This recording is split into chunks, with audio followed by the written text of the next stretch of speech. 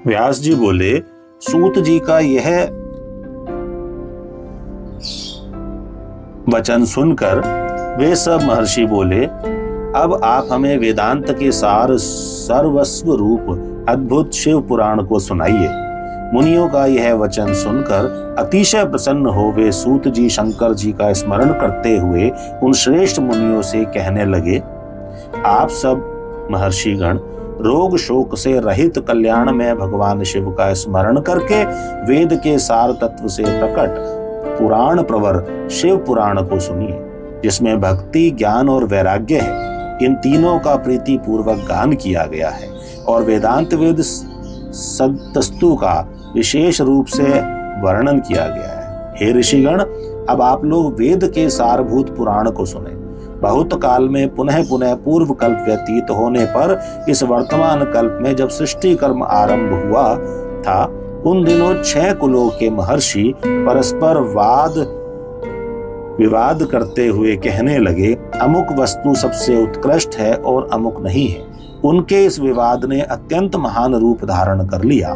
तब वे सब के सब अपनी शंका के समाधान के लिए सृष्टिकर्ता अविनाशी ब्रह्मा जी के पास गए और हाथ जोड़कर विनय भरी वाणी से बोले, आप संपूर्ण जगत का धारण पोषण करने वाले हैं तथा समस्त कारणों के भी कारण हैं। हम यह जानना चाहते हैं कि संपूर्ण तत्वों से परे परात्पर पुराण पुरुष कौन है। ब्रह्मा जी बोले, जहां से मन सहित वाणी उन्हें न पाकर लौट पाती है तथा जिनसे ब्रह्मा, विष्णु, रुद्र और इंद्र आदि से युक्त यह संपूर्ण जगत समस्त भूतों एवं इंद्रियों के साथ पहले प्रकट हुआ है, वे ही ये देव हैं। महादेव सर्वज्ञ एवं संपूर्ण जगत के स्वामी हैं। ये ही सबसे उत्कृष्ट हैं। उत्तम भक्ति से ही इनका साक्षात्कार होता है, दूसरे किसी उपाय से कहीं इनका दर्शन नहीं होता। रुद्र, हरि, हर तथा अन्य देवेश्वर सदा उत्तम भक्ति भाव से उनका नित्य दर्शन करना चाहते हैं। अधिक कहने की क्या आवश्यकता है। भगवान शिव में भक्ति होने से मनुष्य संसार बंधन से मुक्त हो जाता है। देवताओं के कृपा प्रसाद से ही उनमें भक्ति होती है और भक्ति से देवता का कृपा प्रसाद प्राप्त होता है। ठीक उसी तरह जैसे यहाँ अंकुर से बीज और बीज से अंकुर उत्पन्न होता है। इसलिए हे द्विजों, आप लोग भगवान शंकर का कृपा प्रसाद प्राप्त करने के लिए भूतल पर जाकर वहां सहस्त्र वर्षों तक चलने वाले एक विशाल यज्ञ का आयोजन करें।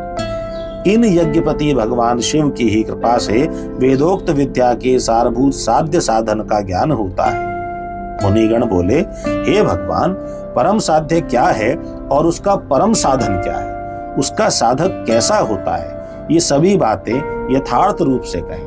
ब्रह्मा जी बोले, शिव पद की प्राप्ति ही साध्य है, उनकी सेवा ही साधन है तथा उनके प्रसाद से जो नित्य नैमित्तिक आदि फलों की ओर से निष्प्रह होता है वही साधक है। वेदोक्त कर्म का अनुष्ठान करके उसके महान फल को भगवान शिव के चरणों में समर्पित कर देना ही परमेश्वर की प्राप्ति है। वही सालोक्य आदि के क्रम से प्राप्त होने वाली मुक्ति है। उन पुरुषों की भक्ति के अनुसार उन सबको उत्कृष्ट फल की प्राप्ति होती है। उस भक्ति के साधन अनेक प्रकार हैं, जिनका प्रतिपादन साक्षात महेश्वर ने ही किया है। उसे संक्षिप्त करके मैं सारभूत साधन को बता रहा हूँ। कान से भगवान के नाम, गुण और लीलाओं का श्रवण, वाणी द्वारा उनका कीर्तन तथा मन के द्वारा उनका मनन, इन तीनों को महान साधन कहा गया है। महेश्वर का श्रवण, कीर्तन और मनन करना चाहिए। यह श्रुति का वाक्य हम सबके लिए प्रमाणभूत है। संपूर्ण मनोरथों की सिद्धि में लगे हुए आप लोग इसी साधन से परम साध्य को प्राप्त हों। लोग प्रत्यक्ष वस्तु को नेत्र से देखकर उसमें प्रवृत्त होते हैं, परंतु जिस वस्तु का कहीं भी प्रत्यक्ष दर्शन नहीं होता, उसे श्रवणेंद्रिय द्वारा जान सुनकर मनुष्य उसकी प्राप्ति के लिए चेष्टा करता है। अतः पहला साधन श्रवण ही है।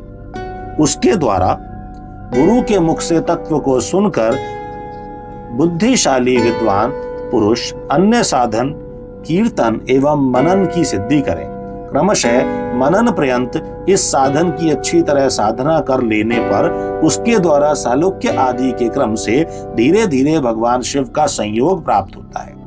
पहले सारे अंगों के रोग नष्ट हो जाते हैं तत्पश्चात सब प्रकार का लौकिक आनंद भी विलीन हो जाता है।